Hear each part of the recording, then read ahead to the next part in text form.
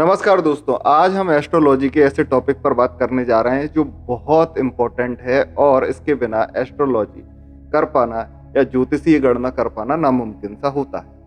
हम 9 ग्रहों की बात नहीं कर रहे हैं, हम उन 9 ग्रहों में 2 बहुत महत्वपूर्ण ग्रह राहु और केतु की आज बात करेंगे। ये वीडियो सीरीज बनाने का मेरा मुख्य उद्देश्य राहु और केतु के बारे में विशेष तौर पर लोगों को समझाना है कि आप राहु और केतु को अगर समझ गए तो आप लगभग एस्ट्रोलॉजी का 50% पार्ट कंप्लीट कर चुके, क्योंकि जितना मुश्किल इसको समझना है उतना ही मुश्किल इनके द्वारा प्रेडिक्शन कर पाना। तो चलिए शुरू करें। राहु और केतु ज्योतिष के वे ग्रह हैं जो दिखाई नहीं देते लेकिन जिनका प्रभाव जीवन के हर स्तर पर दिखाई देता है। इन्हें छाया ग्रह कहा जाता है क्योंकि इनका कोई भौतिक अस्तित्व नहीं है, फिर भी इनकी शक्ति अत्यंत वास्तविक पौराणिक है।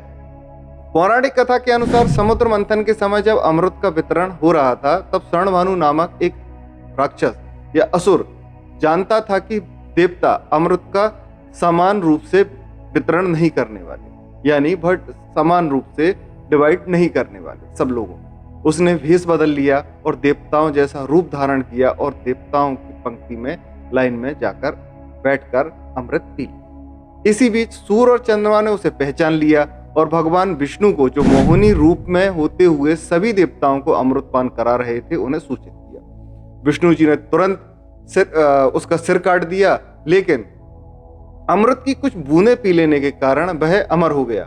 उसका सिर राहु कहलाया और धड़ केतु बन गया। यह कथा केवल कहानी नहीं है, यह मानव मनोविज्ञान और कर्म दर्शन की गुण व्याख्या है। खगोल शास्त्र के अनुसार राहु और केतु सूर्य और चंद्रमा के पथों, यानी जब पृथ्वी सूर्य की परिक्रमा कर रही होती है तब चंद्रमा द्वारा सूर्य की जो पथ है उसको 2 जगह पर जिन पॉइंटों पर काटा जाता है वो राहु और केतु बनते हैं। जब चंद्रमा की कक्षा इस पथ को उत्तर दिशा में या इस रास्ते को उत्तर दिशा में काटती है वह बिंदु राहु कहलाता है, और ठीक इसके विपरीत 180 डिग्री पर जब विपरीत बिंदु पर या विपरीत रास्ते पर काटती है तो वह केतु होता है। अस्तित्व राहु और केतु का 2 भागों में बांट सकते हैं। सूर्य पुरुष ऊर्जा, चेतना और आत्मा का प्रतीक है। चंद्रमा स्त्री ऊर्जा और मन भावना का प्रतीक है। उत्तर दिशा में उन ऊर्जाओं का मिलन राहु को जन्म देता है। सांसारिक इच्छा दक्षिण दिशा में मिलन केतु को जन्म देता है, जो मोक्ष है। ये ग्रह सदैव वक्री गति से चलते हैं क्योंकि इनका कार्य हमें भीतर की ओर मोड़ना है। राहु और केतु के संपर्क में आने वाला कोई भी ग्रह विचलित हो जाता है और जीवन में असमान घटनाएं घटने लगती हैं। राहु इच्छा, भ्रम और भविष्य की एक आग है। राहु चंद्रमा का उत्तर नोड है, इसकी दिशा दक्षिण पश्चिम में है और यह 18 महीने एक राशि में बैठा रहता है। राहु विपरीत जाति का ग्रह कहा जाता है, जैसे हम मलक्ष्य ग्रह कहते हैं। विदेशी तत्व, विदेशी भूमि, विदेशी विचार, विदेशी संस्कृति राहु का मूल कार्य है। कई बार जब हम पत्री देखते हैं, और कई एस्ट्रोलॉजर ये भी कहेंगे आपको कि 12वें घर में जो राहु होता है वो बहुत अच्छा होता है। ऐसे व्यक्तियों को विदेश जाकर विदेशी लोगों से बहुत लाभ होता है। तो इसका एक कारण ये भी है क्योंकि 12वां हाउस कुंडली का विदेशी धरती को या विदेश जाने को दिखाता है। राहु सर्पों का प्रतीक है, जिसके मुख में विष होता है जो सामने से वार करता है। स्वर्णभानु की कथा से राहु का स्वभाव समझिएगा कि कोई भी चीज मुझे किसी भी कीमत पर चाहिए, चाहे उसके लिए मुझे कुछ भी करना पड़े। राहु जुनून है, ऑब्सेशन है, अतृप्ति है, मतलब सेटिस्फेक्शन ना के बराबर है उसमें। राहु से प्रभावित व्यक्ति सीमा नहीं देखता, परिणाम नहीं देखता, वह लक्ष्य प्राप्त करता है लेकिन कीमत चुकाकर। मानसिक अशांति, संबंध, स्वास्थ्य या प्रतिष्ठा, ये सारी चीजें वो दांव पर लगा देता है अपनी सफलता की। सूर्य आत्मा है, चंद्रमा मन है। ग्रहण में राहु केतु इन्हें तंग करते हैं। इसका अर्थ है जब इच्छाएं हवा हावी होती हैं तो आत्मा और मन दोनों अंधकार में चले जाते हैं। मजबूत सूर्य चंद्र वाला व्यक्ति भ्रम पहचान लेता है। यही कारण है कि सनातन परंपरा में सूर्य और चंद्र उपासना की जाती है ताकि आत्मा और मन राहु से ग्रस्त ना हो। राहु के पास मुख है, शरीर नहीं, इच्छा है, पाचन शक्ति नहीं। राहु भविष्य में जीता है। यह असंतुलन, गलती और अनुभव का ग्रह है। यह नियम नहीं मानता, सीमाएं नहीं मानता। यह वायु तत्व है, भटका हुआ, बेचैन। अब बात करते हैं हम केतु। केतु अनुभव, वैराग और मोक्ष का कारक है। केतु चंद्रमा का दक्षिण नोड है। यह है अचानक घटने वाली घटनाओं, पूर्व जन्म के अनुभवों और पूर्णता का ग्रह है। केतु का प्रतीक ध्वज है, विजय का चिन्ह है, लेकिन यह विजय त्याग, पीड़ा और बलिदान के बाद मिलती है। केतु गहन एकाग्रता, ध्यान, शोध, वैज्ञानिक अन्वेषण यानी कि वैज्ञानिक आविष्कार, अंतर्ज्ञान और मोक्ष का ग्रह है। यह संसार के से ब्रक करता है ताकि आत्मा जाग सके। मजबूत केतु वाला व्यक्ति कम बोलता है, अधिक समझता है। वह भीतर से दूर माफ कीजिएगा, भीड़ से दूर भीतर की यात्रा पर रहता है।